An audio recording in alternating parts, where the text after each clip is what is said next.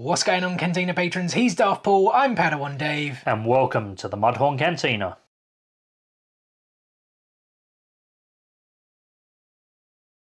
So today we're going to be checking out the LEGO Star Wars Gentle Giant Maquettes. These were a collaboration between LEGO, Gentle Giant and Lucasfilm as part of the 30th anniversary of the franchise, with Gentle Giant doing the prototyping and LEGO and Lucasfilm producing the maquettes. Released back in 2007, there were 5 characters produced, 4 of which held limited piece counts, and of those 4, 3 were exclusive to the now defunct StarWarsShop.com, with the other exclusive to an event in Japan. This leads us into the first maquette, which was a common release and holds no edition size: Luke Skywalker in his pilot outfit. Each maquette has a fixed base depicting a 3x3 LEGO tile with an accompanying plaque featuring both the LEGO and Star Wars logos. Specifically for Luke, the plaque is a flat design with the Star Wars logo outlined in red. Each of these is based off a LEGO minifigure prior to 2007, hence the lack of detail such as arm or leg printing that we would see in a minifigure today. This Luke Skywalker pilot is a reproduction of the SW0090 minifigure released back in 2005. The lightsaber blade is removable and the figure contains some very minimal printing on both their chest and helmet. The face printing is incredibly plain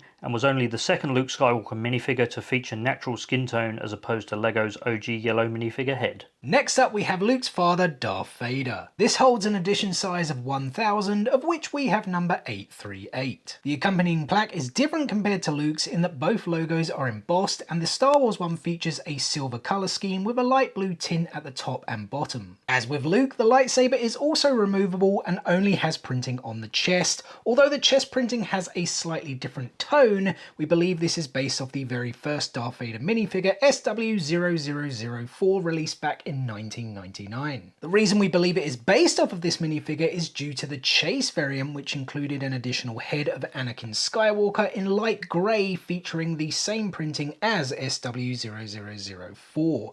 The additional head was only available in the first 100 of the 1000 edition size, making the chase variant extremely rare and sought after. Similar to Darth Vader, the Stormtrooper has an edition size of 1000 and also featured a chase variant within the first 100. This included an additional Han Solo head, allowing you to pose the maquette as Han Solo in Stormtrooper disguise. The figure includes a classic style megaphone and red stud, representing how LEGO used to depict blasters. It features detailed printing not only on the chest and helmet, but also on the back. Based on the printing, we believe this is a reproduction of the SW0036 Imperial Stormtrooper minifigure, first released in 2001. Interestingly, the first Han Solo minifigure in Stormtrooper disguise would not debut until the following year. The plaque is identical to the one that comes with Darth Vader, and our edition size is 303. Next we have everyone's favourite bounty hunter, or is he now number 2? I am of course talking about Boba Fett. The plaque features the same embossed design as those for Darth Vader and the Stormtrooper, but is tinted green instead of blue to match Boba Fett's signature colours. The edition size is slightly larger at 1500, ours is 1170, and there is no chase variant of this maquette. We believe this figure to be inspired by the very first Boba Fett minifigure SW0002.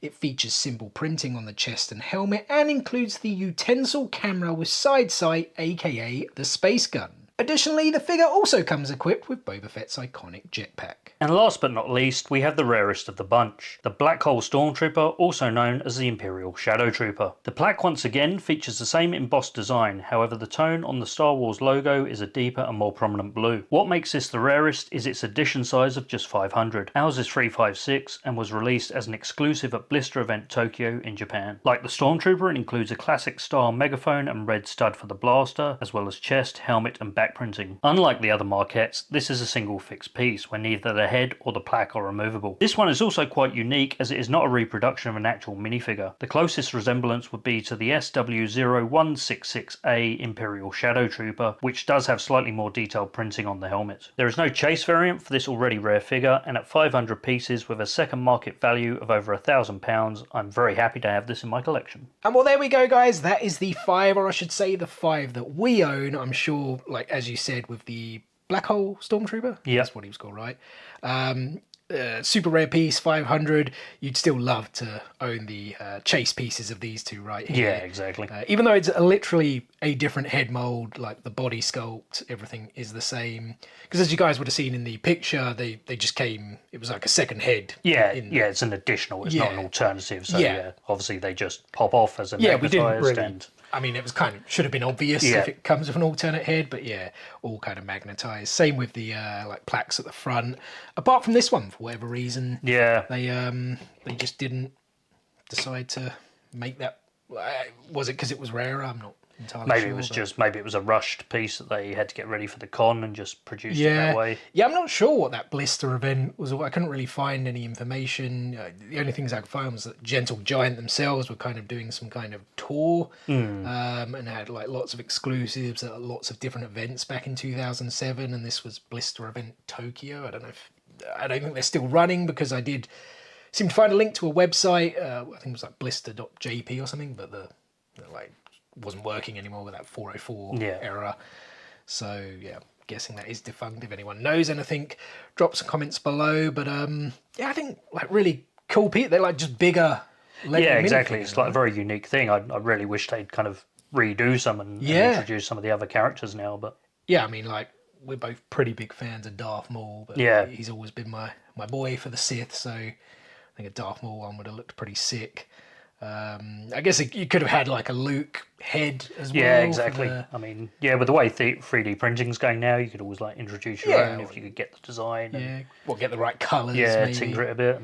And as we said as well in the video, these were all, with these being made in 2007, it's not like the detailed printing, as we mentioned, has come so far now with a lot of the minifigures. So. Yeah, you get leg arm printing. Even the amount of detail on helmets and things these days is really, really good. Yeah, exactly. So that's why these look kind of old school and basic, but at the same time, I think that's also pretty cool. Yeah. Like sometimes to have the classic look. It's the same with like Funko Pop. Sometimes I know that old, just hands by the side look is boring, but sometimes you're like, that's like a classic pop kind of thing. And now you got all these fancy like poses and like flowing motions almost kind of thing. But I quite like these, and as we said, they're not being released back in 2007. Some of them with limited edition piece counts. They are quite expensive now if you can even find them.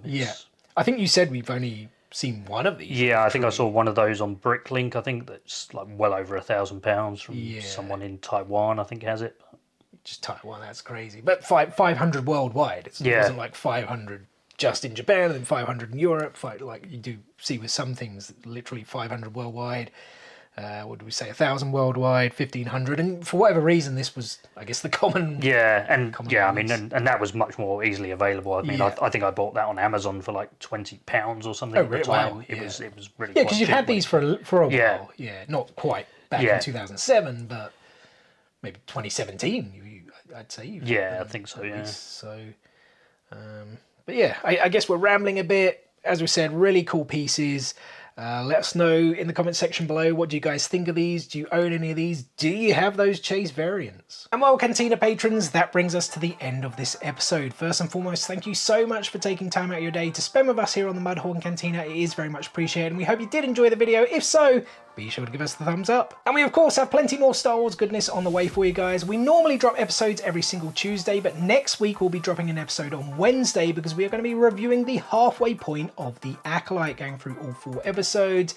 Do we like it? Do we not? What's good? What's bad? Etc, etc. So if you're as big a fan of Star Wars as we are, make sure you stay tuned for that, and plenty more to come in the future. What is the easiest way to stay tuned? It's very simple. Subscribe. Hit click, smash that subscribe button and enable those notifications so you don't miss out on any of that future content. Guys, thanks again for watching today's video, and as always, may the Force be with you.